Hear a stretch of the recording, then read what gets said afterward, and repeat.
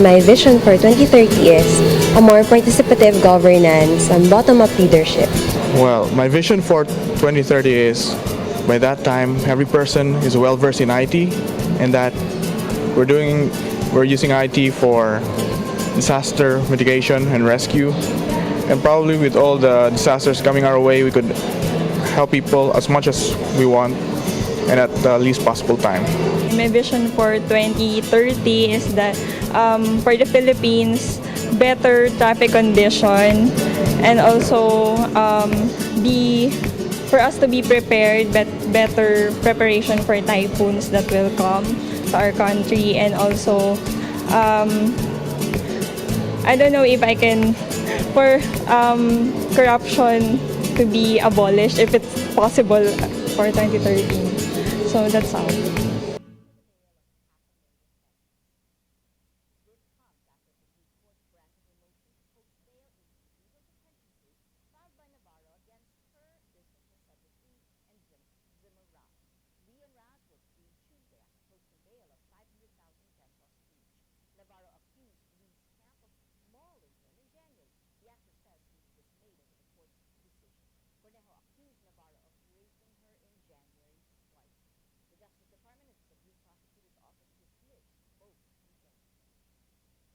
Tapos yung ilang buwan, yung tinamang nagtabango. Iniisip ko talaga, uy, ito na, unti-unti nang lumiliwanag.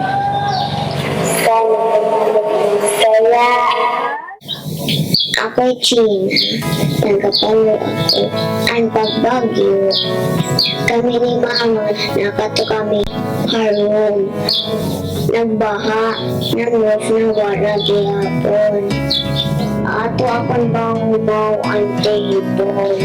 Nahangos na mga bahalo. Inaamo na nalok na kami na nupre. Ala kami. Gawin hangos food. Nagsisingin ko ala ko at ito. Uri na ako toys. Uri ako mga bahalo na ulubos. Ako po si J.S. Lector.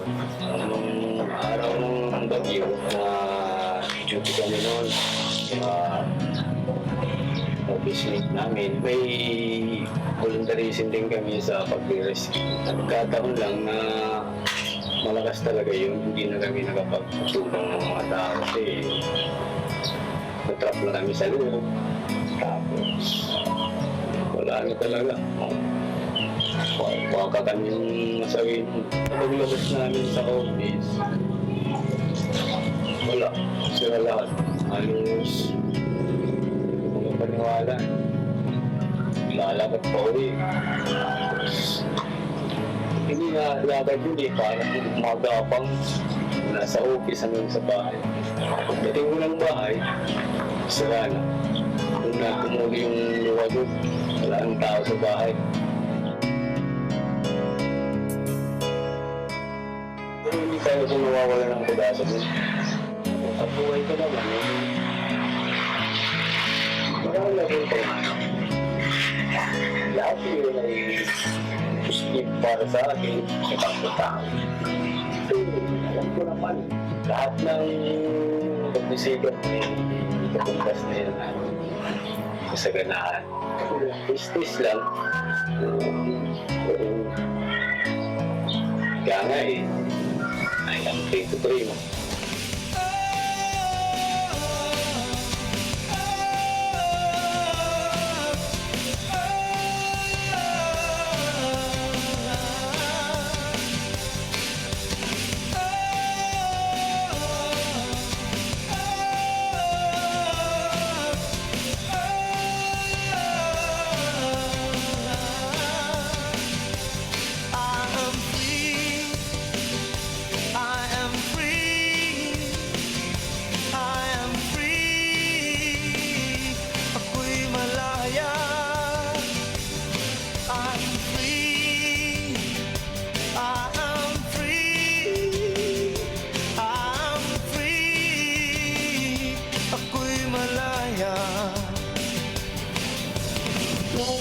Nadamo na na-help kaamon. Nilaayan na, may roof na kami, may tubig na kami, may food na kami. Dahil lang nagsisinuka, tangtap mga bado. Pipalitan na ako dito sa merkado. Ipalitin na kami, may light na kami. Kikitaan na akong TV. Nakaka-play na ako tap mga to. Ginagawa akong bag na may notebook, may pencil, na may crayons, may daliwat, mga ballpen.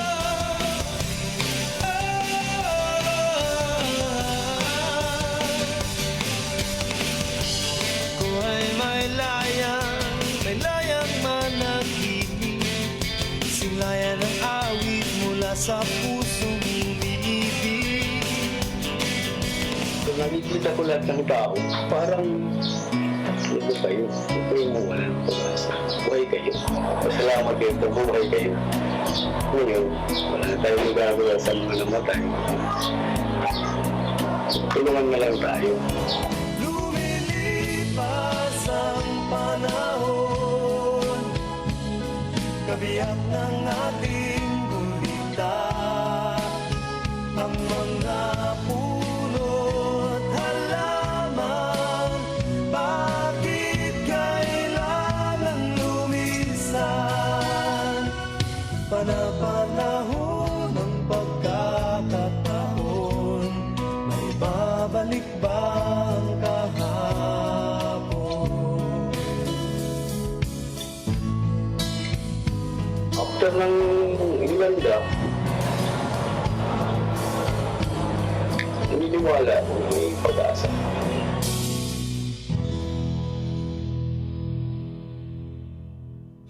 I'm free, I'm free, I'm free, ako'y malaya.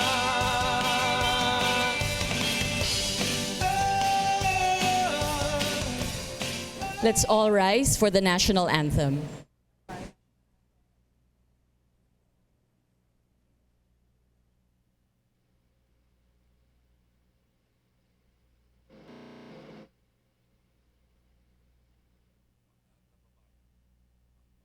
Ang awit ng Pilipinas.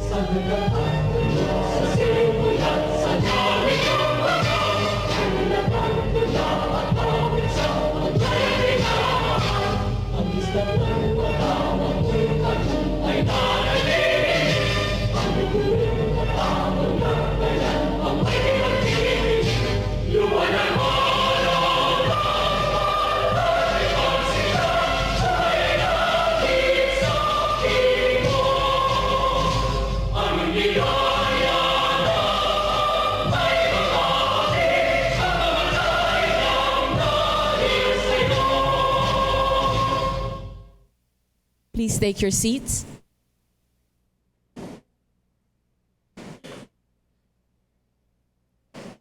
Maupay nga aga haiyo nga tanan. Good morning, everyone. I just learned that this morning. Welcome to the Rappler Journalism Forum. We've entitled it Journalism, Disasters, Technology, and Democracy. We would like to thank first our sponsors who made this event possible. That's Microsoft, the Global Center for Journalism and Democracy, which is based in Houston, AZCOM, Globe, World Vision, and IOM. We're also using the hashtag 2030now. So if you have access to Wi-Fi and the internet and you're tweeting, please use the hashtag 2030now. When we were in Manila, we trended. So here in Tacolban, let's make it trend again. Okay? So everyone, please participate, tweet as the events go on throughout the day. We also heard that there was supposed to be a Samar delegation that was coming, but because of the strong rain, they weren't able to cross over. But hopefully they would be able to join us today. Today we have in the audience members of the media who are local practitioners, journalists. Where are you? Are you here? Please raise your hand. Why are you in the back? You should be up here in front. Okay, how many are students? Oh, okay, more students. How many are teachers? Quite a number of teachers too. How about NGOs? NGOs? Higher. Okay, good number. And okay, so this is, we'll be having an entire program that will run from this morning until the afternoon. When we left Manila, we were a bit worried that it would be raining here in Tacolban. So a member of our staff offered eggs to Santa Clara. And as it turned out, we now have, it's very sunny here in Tacolban, but it's raining very strongly in Manila. And in fact, there is forced evacuation in Marikina. So we got the reverse weather. I wanted to show you, before we start with our program, I wanted to show you the Project Agos, which is an important part of Rappler. Let's pull up the map. Project Agos actually is a platform which allows ordinary citizens, ordinary folks to report flooding situations and even calls for help, so that local officials, government officials who are also monitoring the map can quickly respond to these calls for help. So if you look at this map, we're tracking Storm Mario. So this is where it's moving, and if you look at its track, it's moving northward. Okay, so it's skipping the Visayas, which is where we are, which is good, right? So, but let's zoom in a little more. Let's look at reports. Are there reports? All right, here, there's somebody who posted heavy rain and thunder. Where is this post coming from? Oh, all right, this is in Cavite. So heavy rain and thunder is being reported in Cavite. And then a call for help. Two women on the roof, Araneta Avenue, rescue please. And then another report up, baby and two yayas or nannies trapped at the second floor. Coming from Marikina, is it? Oh, Cainta, Rizal. So these are flood-prone areas in Metro Manila. We're very lucky here in Tacolban, we don't have this situation now. So Metro Manila is experiencing flooding right this very moment. Have there been responses to calls for help? Can we see that?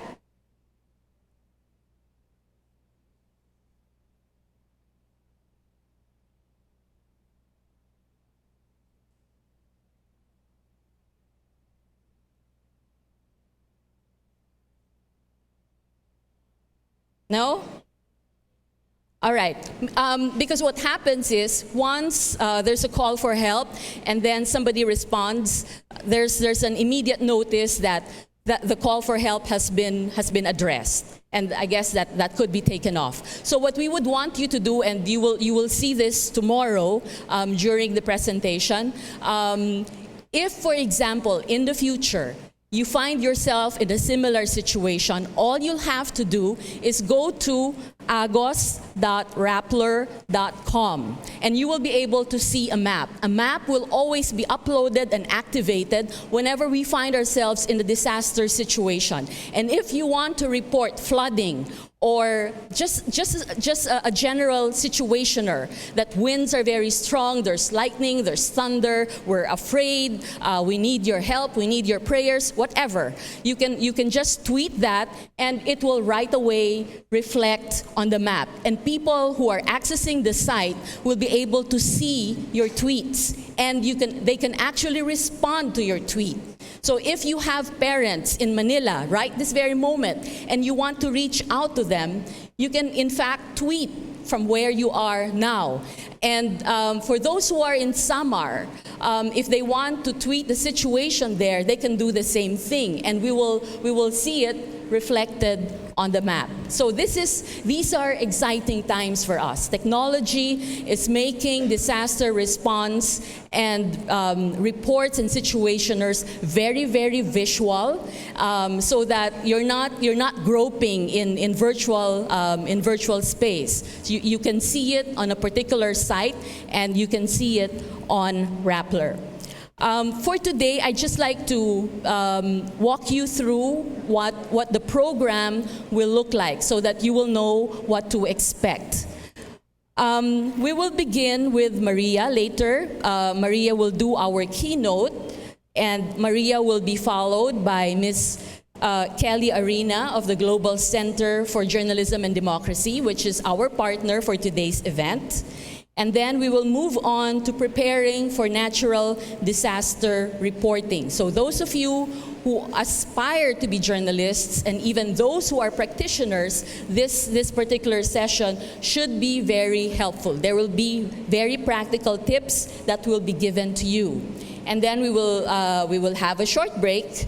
And before we move on to journalism and post-disaster corruption, I don't know if you've heard of accounts of corruption here in Tacolban.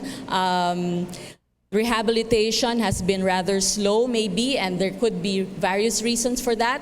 And we will look into the challenges of looking into corruption incidents and corruption reports. And at the end of each of panel or presentations, there will be an opportunity for you, the audience, to ask our presenters questions. So, ayaw ka-arawod, ha?